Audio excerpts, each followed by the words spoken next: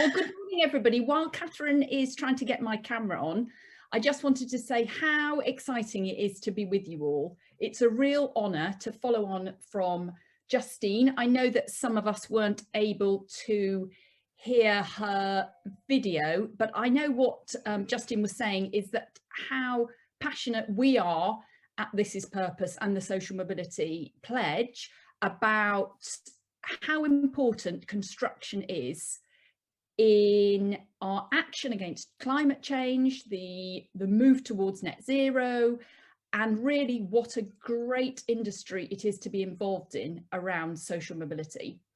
So I don't know how much people know about me, but my background is actually in property and construction. That's what I trained in. It's my family business. So I've been going around building sites ever since I could, for a long time. And I know what an important driver and engine it is for social mobility.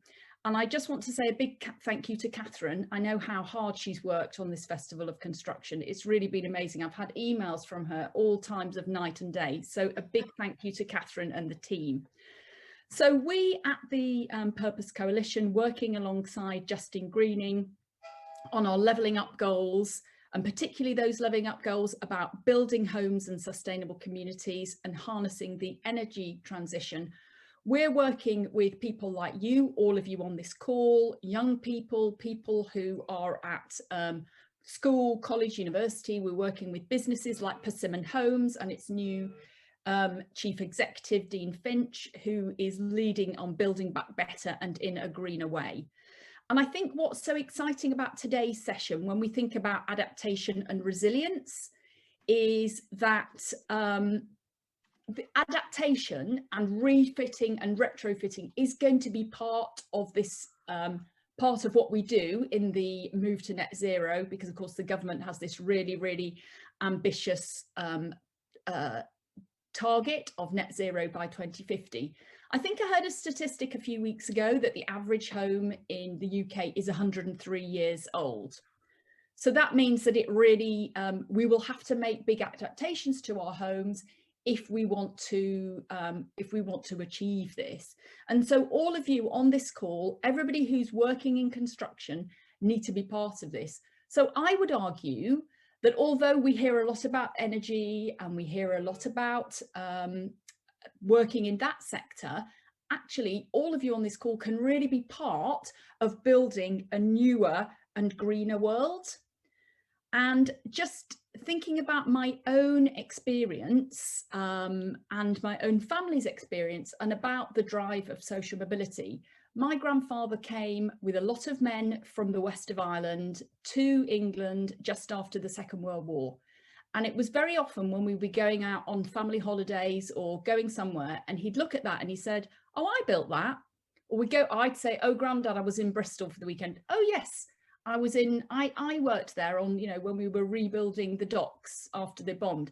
And so that was a real way from somebody who grew up in real poverty to then build up his skills. He built up a small business. He provided a home for his family. And that was a real engine of social mobility that he could get through working in construction. And then he could really see for years and years and years what he had built. So I think this shows what true purpose there is in construction and how it can really change people's lives. Oh, hooray, there we go, camera on. Good morning, everybody, again. So that's really, I guess, the overarching thing that, as Justine was saying, people, planet, skills, they're all sides of the same coin. You can't divide them. And this industry is a unique one that when we're going to build back better, and I think we're already feeling that, we all really want that to happen after the 15 months that we've had of COVID.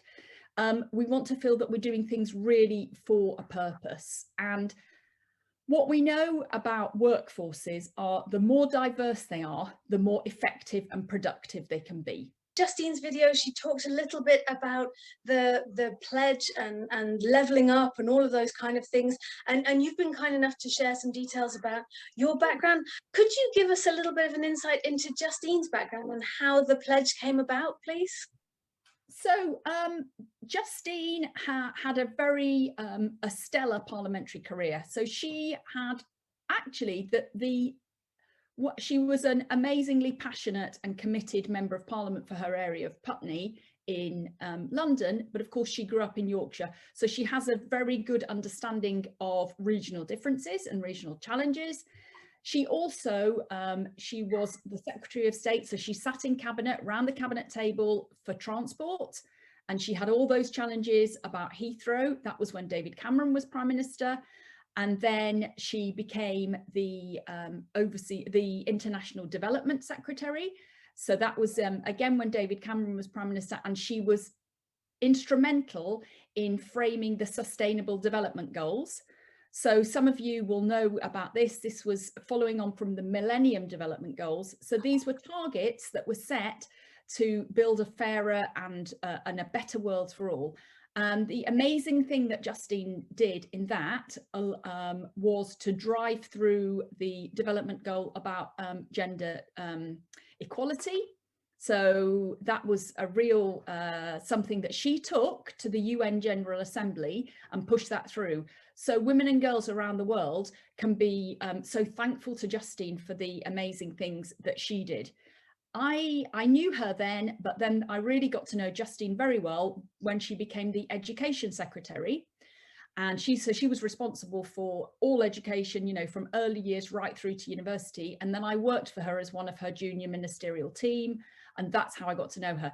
So through all that journey, I guess transport, thinking about the green agenda, understanding diversity, particularly through that international development lens, understanding, you know, the different plights of different groups all over the world, and then education, and seeing, and I guess experiencing in her own life, that engine for social mobility.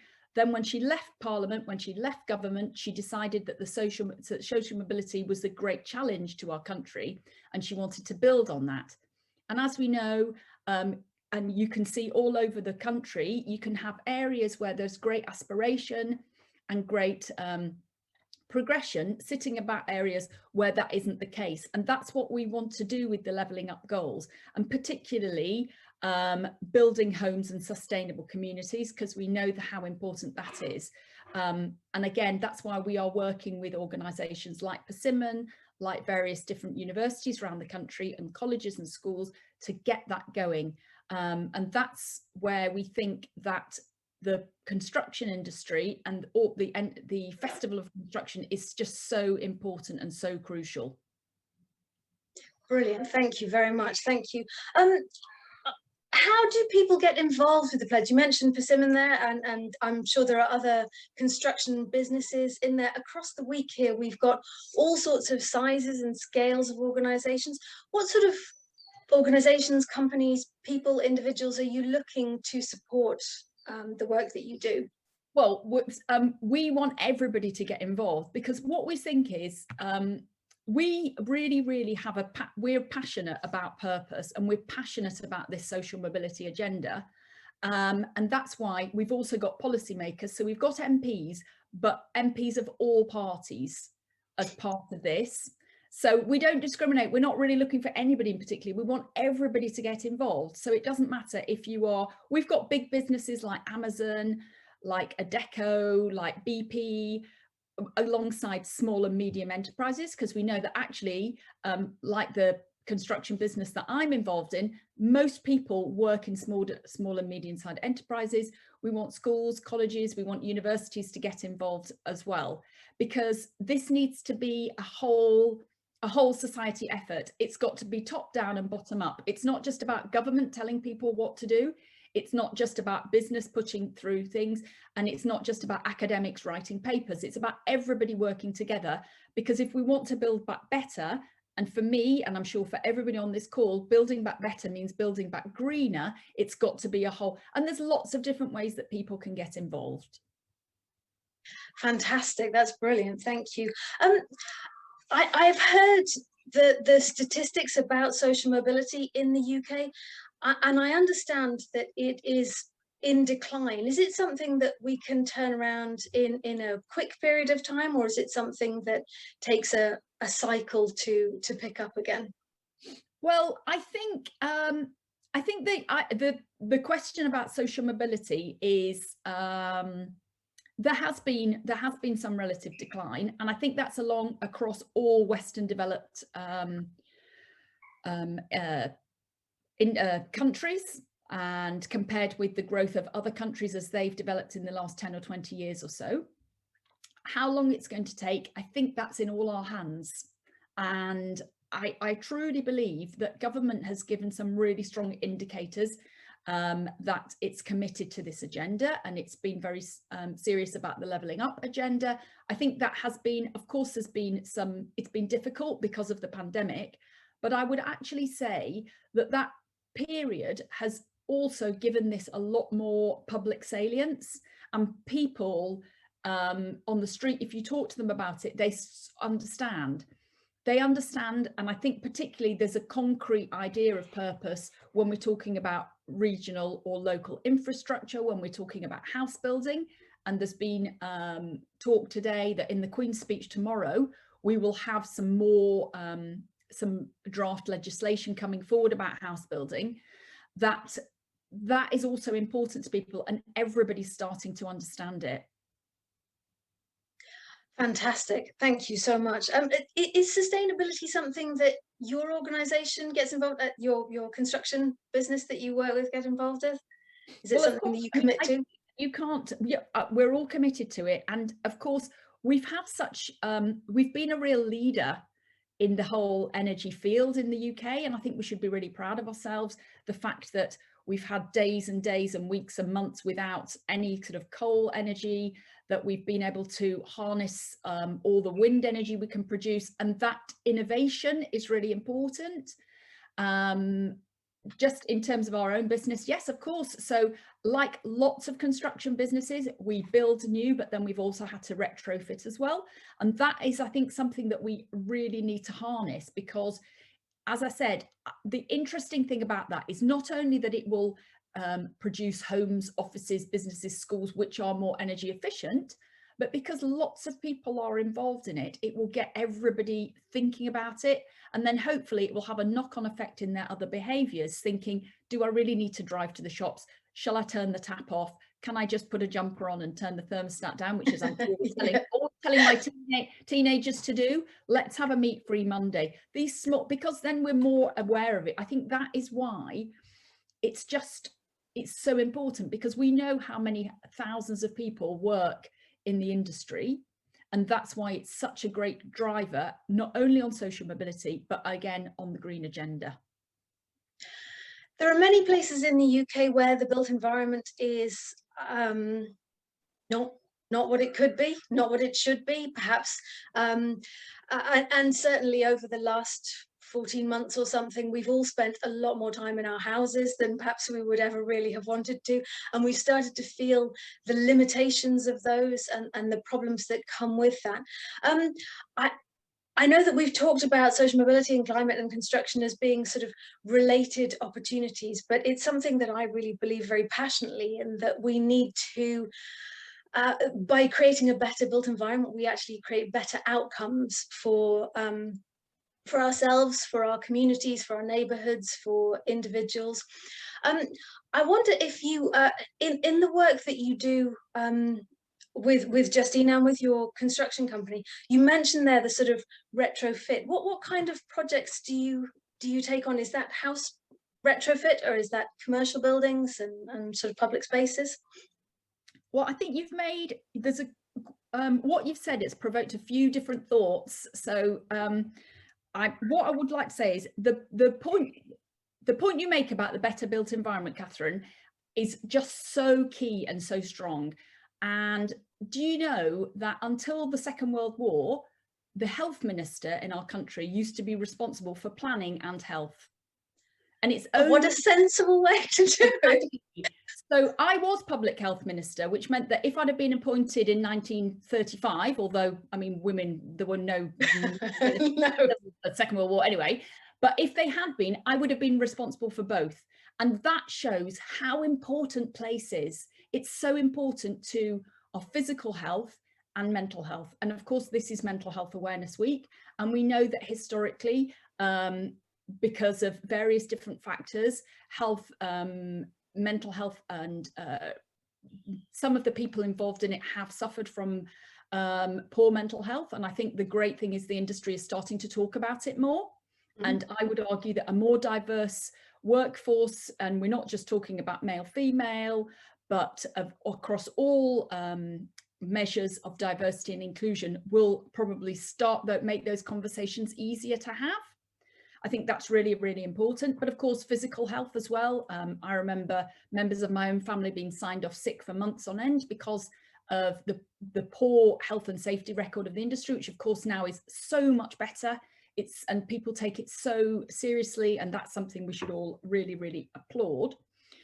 And so for me, that's very exciting. And so building better work environments and home environments will just improve the health of the nation, and access to green space. And I'm hoping that when we see the planning legislation coming through from the Queen's speech, we will have access to green space as a really important part of that.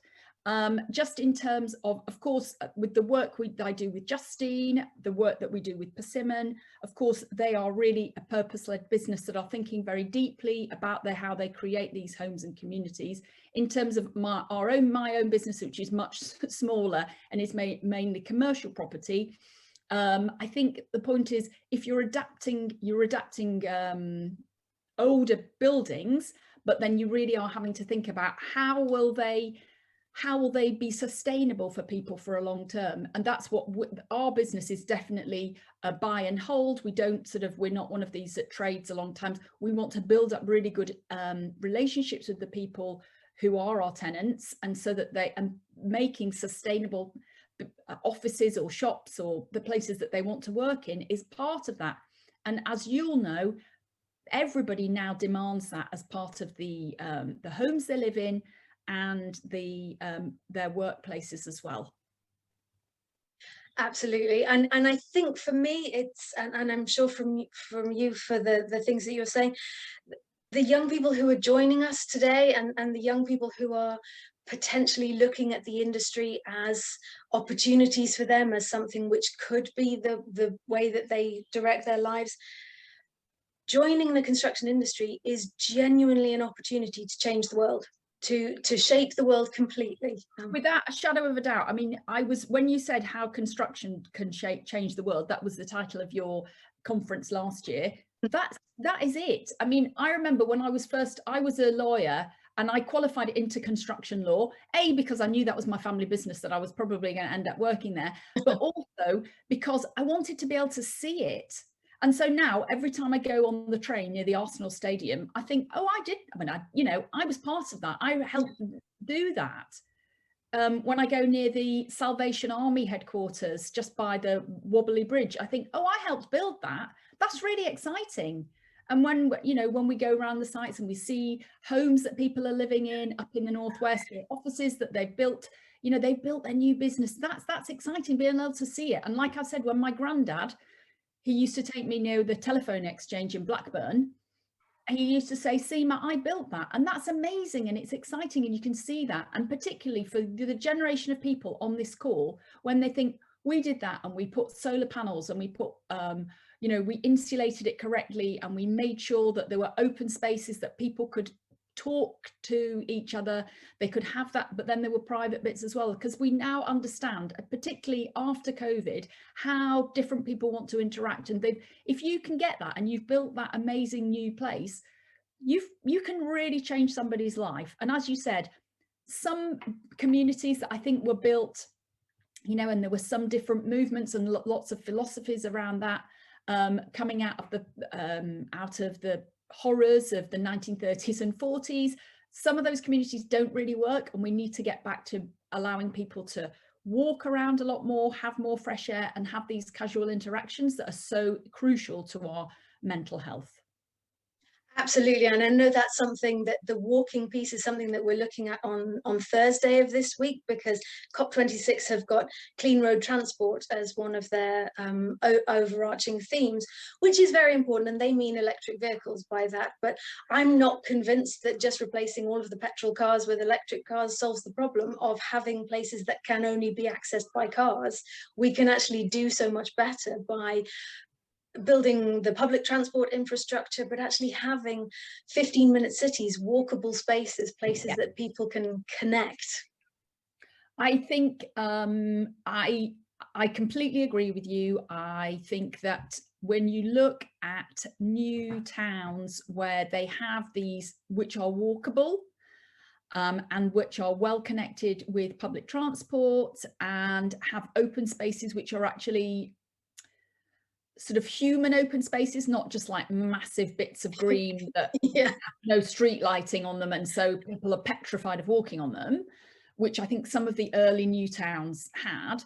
Then when they're made for humans, I think, and involving the communities and involving all the young people and everybody in industry who's on this call, that is absolutely essential.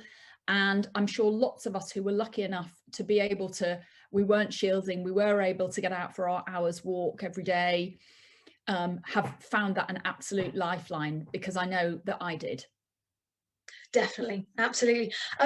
In my amazing grasp of technology here, obviously having made you host, I can't see the Q&A. Those will be coming to you directly. I don't think I can access them. Right, so sorry, it could be hold on. Q&A.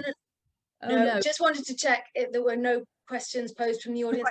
I'll put that out to the audience. If you've got questions for Seema, please do send them in, and obviously if we can't cover them today, we will hopefully send those things across and get answers at some point in the future, because I know that there's just so much conversation to be had here. But I guess to wrap up what we've been saying and all of the multitude of aspects that go with the built environment and climate and social mobility and opportunity and leveling up and building back better and all of that good stuff, what would be the message that you would want to leave us with for this week, Seema? What would you want the young people on this festival to know and believe about themselves and their future? Well, I think that you can be in this industry a real driver of building a newer, greener Britain. And you should be proud of that, because you will do that and you will be able to see your legacy for years afterwards. And just keep going. And so exciting to have been here, to being able to set out what our vision is at the Social Mobility Pledge and all the work we do at This Is Purpose, and the levelling up goals, which again, for you and everybody here, we're talking about building homes and sustainable communities and harnessing the energy transition, and everything that you could do to get involved. We'd be really happy to hear from you. But really, you can change the world. So just go for it.